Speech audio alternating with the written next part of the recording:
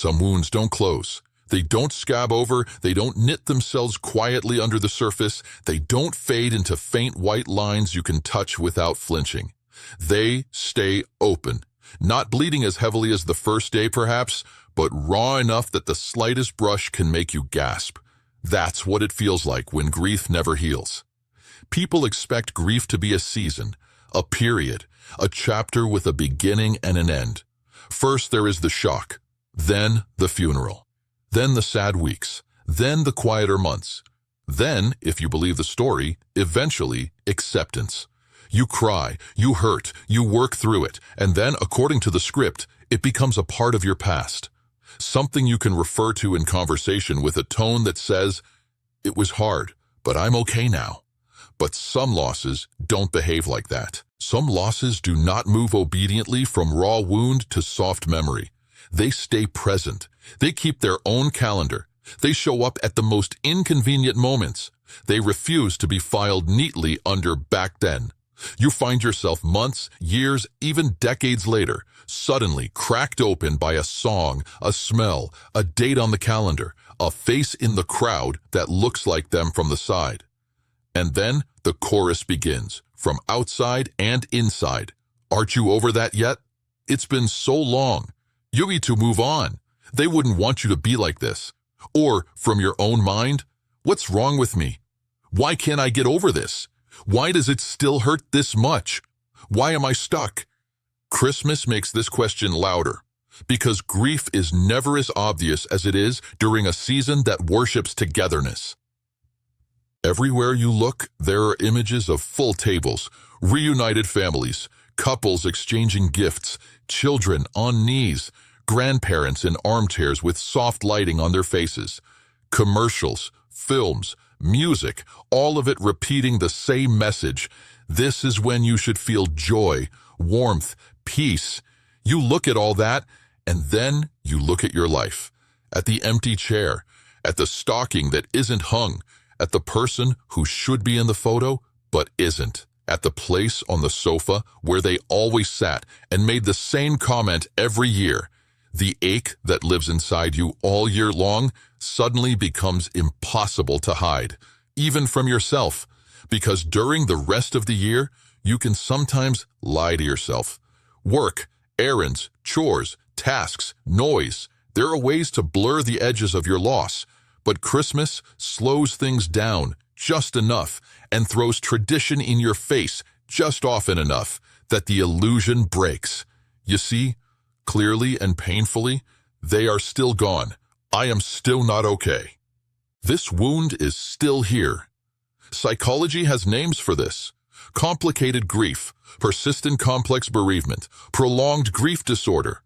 Those phrases describe grief that remains intense and disruptive, long after the world expects it to have settled. But the language you use inside yourself is usually simpler and harsher. I'm broken. I'm weak. I'm stuck in the past. I'm failing at healing. Here is a truth you may not have heard in words, but you have felt in your bones. Not all grief heals in the same way. Not all losses can be integrated neatly. There are some absences you never get over. You only learn, very slowly, to live around them. Sometimes the reason is obvious, even to others.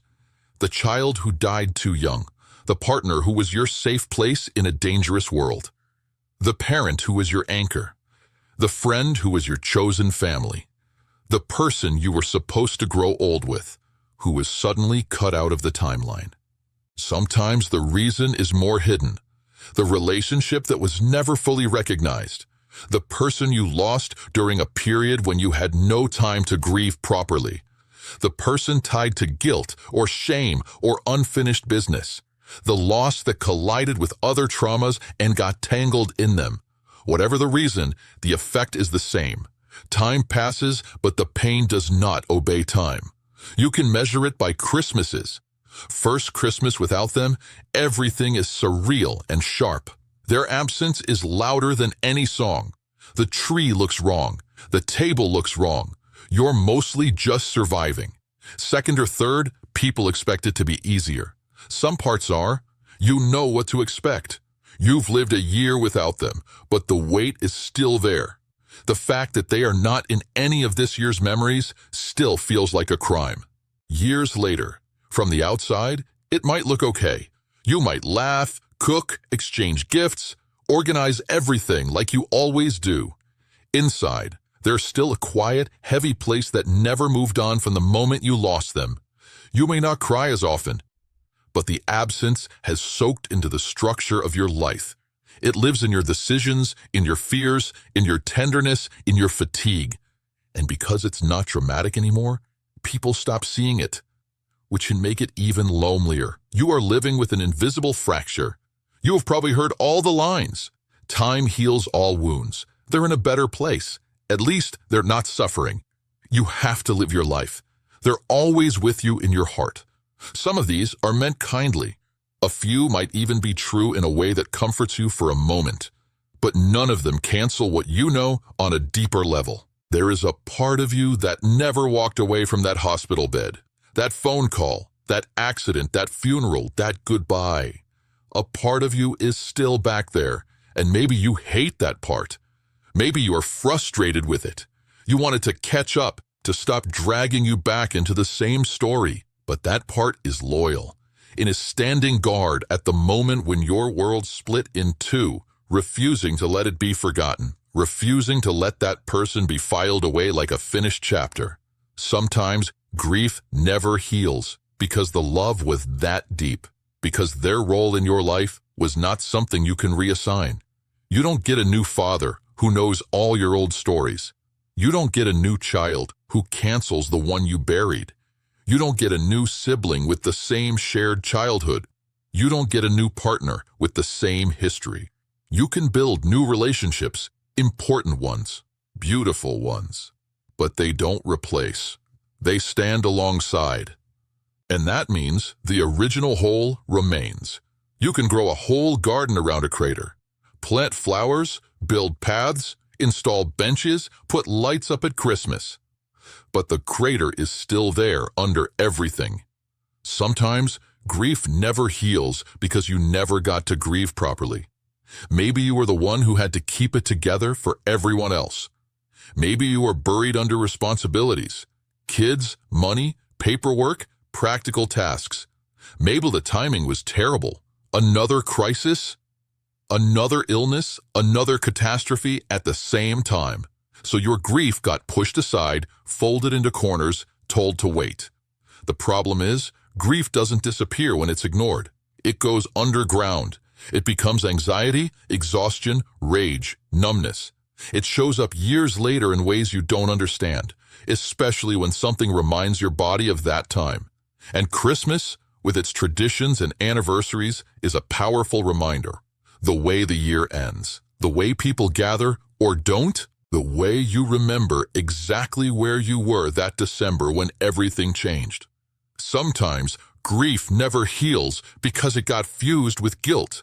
Guilt about what you said or didn't say. Guilt about not having done more. Guilt about the relief you felt when the suffering ended. Guilt about being alive when they are not. As long as guilt holds on to grief, healing feels like a betrayal. If I allow myself to soften, to enjoy anything, to feel peace, it means I am letting them go. It means I am saying it's okay that they are not here, and it's not okay. So you keep the wound open as if keeping it raw honors them. You might not realize you're doing this. It's not conscious, but part of you believes, my pain proves my love. Here is something you may need to hear gently. Your love is not measured by how completely destroyed you remain. Grief that never heals does not mean you loved more than people whose grief changed shape more quickly. It means the loss cutting to parts of you that are still raw, for reasons that deserve compassion, not comparison. You did love. You still love. The intensity of your pain is real, but you do not owe anyone, including the dead, a lifetime sentence of self-destruction as proof. The reality is hard. Some pain may never fully go, but the way you carry it can change. Right now, the question in your mind might be, so what? If my grief never heals, what am I supposed to do? Just endure it forever? Not exactly. You may not be able to make the grief vanish, but you can work on what wraps around it. You can work on the guilt that glues you to the worst moment. You can work on the beliefs that say you're not allowed to be okay. You can work on the isolation that makes the grief heavier. You can work on the habits that keep ripping the wound open. You are not betraying anyone by learning to live with your grief in a gentler way. At Christmas, that might look like this. Instead of pretending you're fine, you quietly admit to yourself, this still hurts. It may always hurt. I don't have to fix it by New Year's Eve. You make room for your grief at the table. You allow yourself a ritual, lighting a candle, setting a place, saying their name, telling a story about them. Not to dramatize, but to acknowledge. You existed. You mattered. You are missing. That is real. Paradoxically, giving grief a place to sit with you can sometimes make it less likely to crash the whole evening. Grief that is denied becomes louder. Grief that is allowed a place can sometimes sit quietly in the corner, present but not dominating every second. You can also be honest about your limits. You may not have the energy for every gathering, every tradition, every demand. You can say no. You can leave early. You can step outside and breathe for 5 minutes when the room becomes too full of ghosts. Christmas is full of shoulds. I should feel festive. I should show up. I should smile. I should be over this by now. Your grief is not obligated to obey those shoulds. You are allowed to be the person for whom this season is complicated. And when well-meaning people say things that sting, you can choose to translate their clumsy sentences into their underlying meaning. He'd want you to be happy often means, it hurts me to see you hurting and I don't know what to do. It's time to move on often means, I'm uncomfortable with a pain that doesn't match my expectations. You don't have to agree. You don't even have to explain yourself to everyone. You can simply know inside yourself, you don't see the whole of my story. That's okay. I do. If the grief that never heals has begun to swallow everything, your sleep, your health, your ability to function, then it may be time to share the load. Therapy is not a magic eraser, but having one person who can hear the full weight of your story without rushing you, without telling you to move on, can shift the shape of the burden. If therapy isn't accessible, even talking to one trusted person and saying, my grief still hurts as if it happened yesterday, I need you to know that, can be a quiet act of liberation, because part of the pain of grief that never heals is the loneliness of it.